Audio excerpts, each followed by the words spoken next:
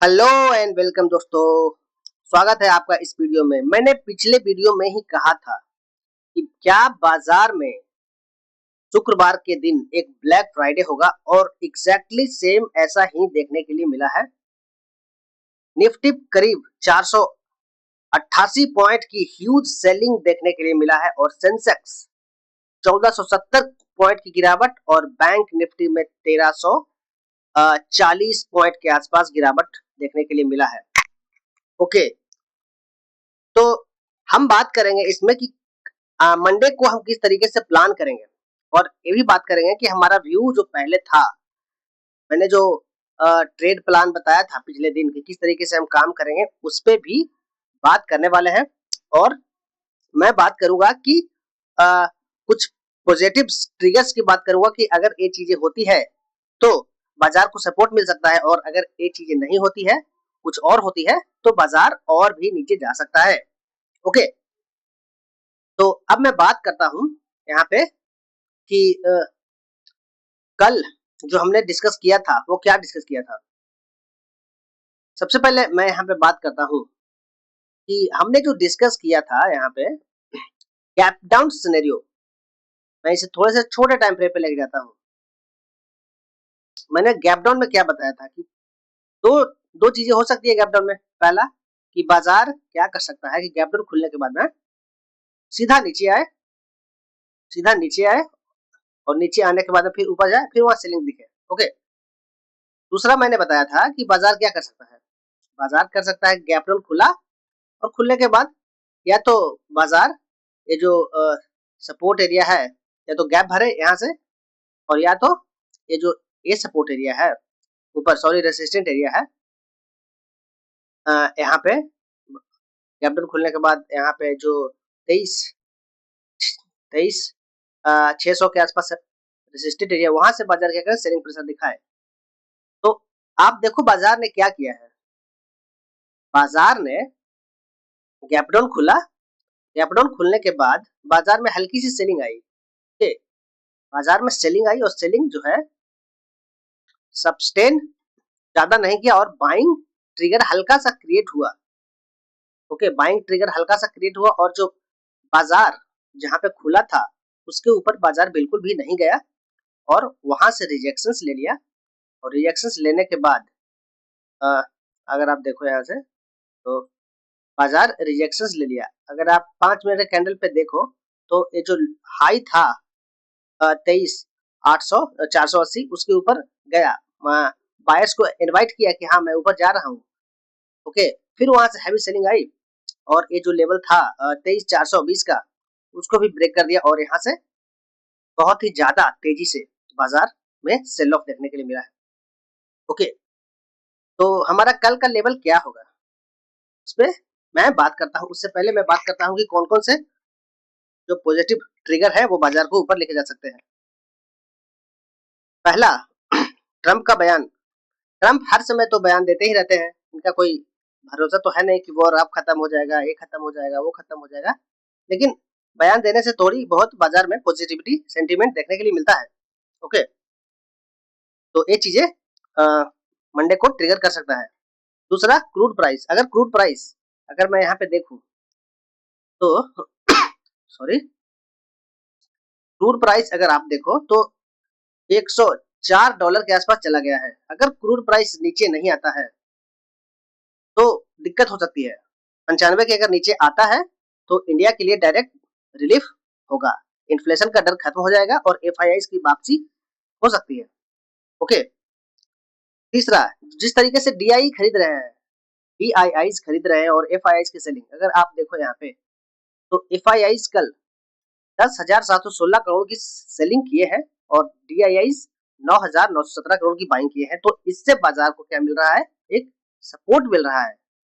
Okay, चौथा, Monday को क्या हो सकता है। मंडे को अगर मैं यहाँ पे देखूं तो निफ्टी काफी ज्यादा ओवरसोल्ड जोन में चला गया है, तो एक एक्सपेक्टेशन है कि बाइंग साइड में ट्रिगर होने का, क्योंकि जो शॉर्ट कवरिंग पॉसिबल है, क्योंकि निफ्टी इतना गिरा है कि जिससे ट्रेडर ने जो भी शॉर्ट पोजीशन बनाया होगा वो प्रॉफिट बुक करेंगे, तो शॉर्ट कवरिंग आपको देखने के लिए मिल सकता है ऊपर की ओर।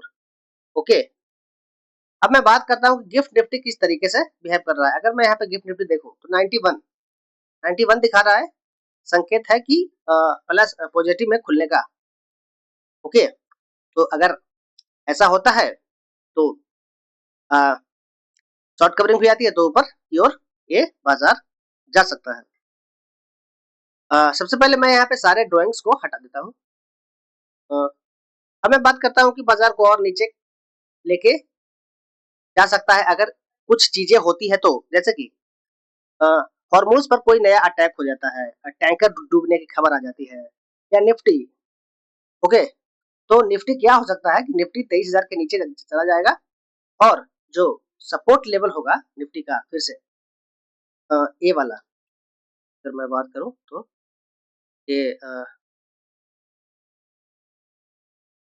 22,900 अगर आप देखो, ध्यान से देखो तो यहाँ पे एक गैप भी बना हुआ है।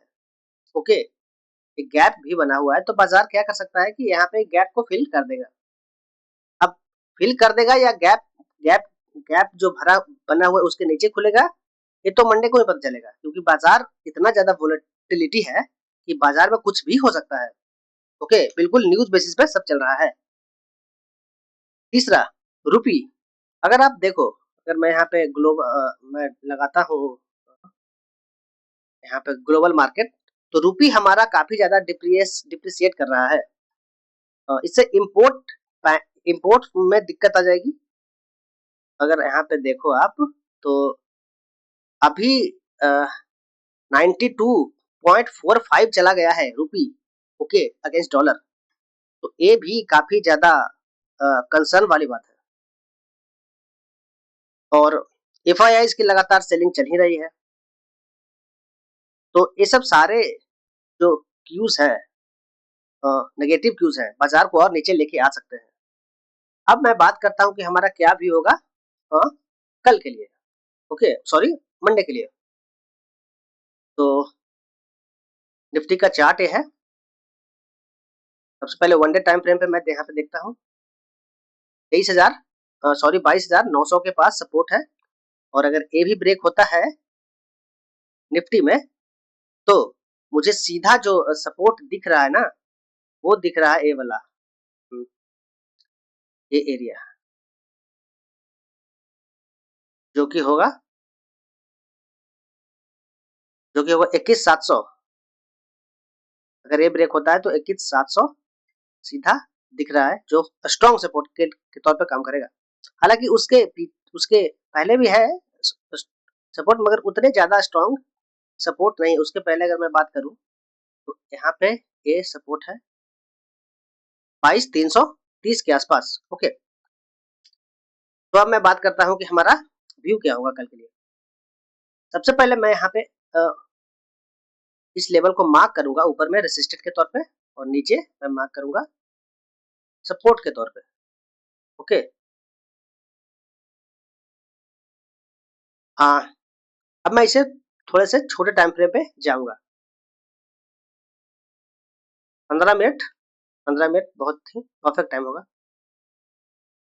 अगर बाजार गैप अप खुलता है, जो कि गैप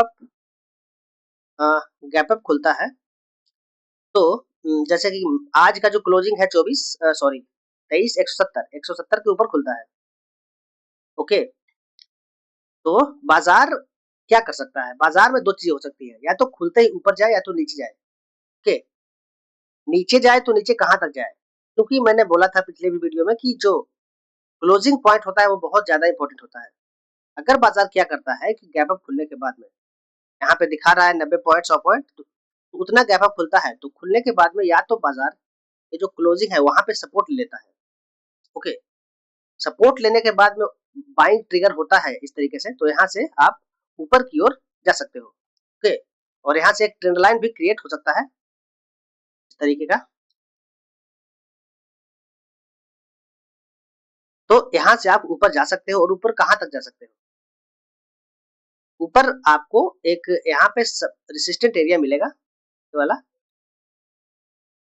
और अगर इसको भी ब्रेक करता है बाजार, तो आपको बाजार यहाँ तक जाता हुआ दिखेगा, जो कि होगा 23,400। ओके, एक गैप अप सिनेरियो। अगर गैप अप ज्यादा हो जाता है,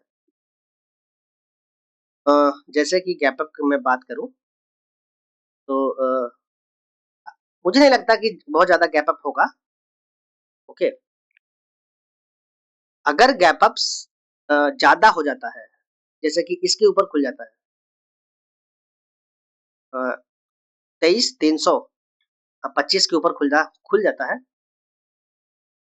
तो बाजार क्या कर सकता है कि और भी ऊपर लेवल जा सकता है। जैसे कि अगर 23,300 के ऊपर खुला तो बाजार यहाँ से क्या कर सकता है, बाइंग बाइंग में क्रिएट किया, और उसके बाद बाजार अगर इस तरीके से मूव करता है तो यहाँ से या तो इस जोन में रह सकता है, और अगर और बाइंग क्रिएट होता है तो बाजार और भी ऊपर जा सकता है और इस एरिया तक आ सकता है, जो कि है 23,470 तक, 75 तक। ओके, तो ये चीजें हो सकते हैं मंडे के सेशन में। अब मैं बात करता हूँ कि अगर गैप डाउन खुल जाता है तो क्या होगा। अगर गैप डाउन खुल जाता है तो नीचे मैंने जो सपोर्ट लगाया है 22,913, ओके, तो गैप डाउन खुलने के बाद में बाजार क्या करता है, या तो बाजार आज के जो क्लोजिंग है वहां पे आए, और वहां पे अगर आप देखो तो वहां से सेलिंग प्रेशर दिखाए तो बाजार नीचे आ सकता है। ठीक है, तो ये चीजें हो सकती है। अब मैं बात करता हूँ कि बैंक्स में हमारा क्या व्यू होगा कल के लिए।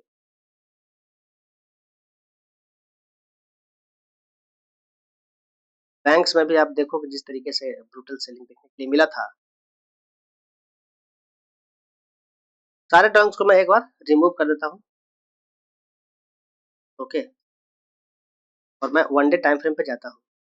मैंने क्लियर कट बोला था कि जिस तरीके से बैंक्स में सेलिंग आ रही है, बैंक्स काफी ज्यादा वीक दिख रहा है। कल निफ्टी जिस तरीके से गिरा था उससे ज्यादा बैंक्स गिरा है। ओके, तो एक सपोर्ट यहाँ पे है।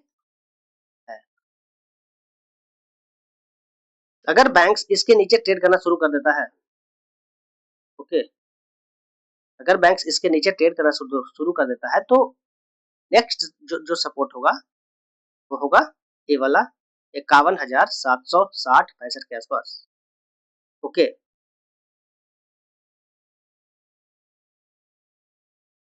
यहाँ से एक बाउंस आना चाहिए। अब मैं बात करता हूँ कि बाजार अगर गैप अप खुलता है तो हम किस तरीके से काम कर सकते हैं। बाजार अगर क्या करता है, गैप अप खुलता है तो मैं वेट करूंगा बाजार इस एरिया पे आए, आज के क्लोजिंग को ब्रेक ना करे, वहां से बाइंग बाइंग प्रेशर क्रिएट हो और बाजार ऊपर जा सकता है। ऊपर कहाँ तक जा सकता है, पहला जो सपोर्ट होगा, सॉरी रेसिस्टेंट होगा बैंक्स में, वो होगा ए वाला, दूसरा जो होगा वो होगा ए, ओके, और तीसरा जो होगा वो होगा डायरेक्ट ए वाला।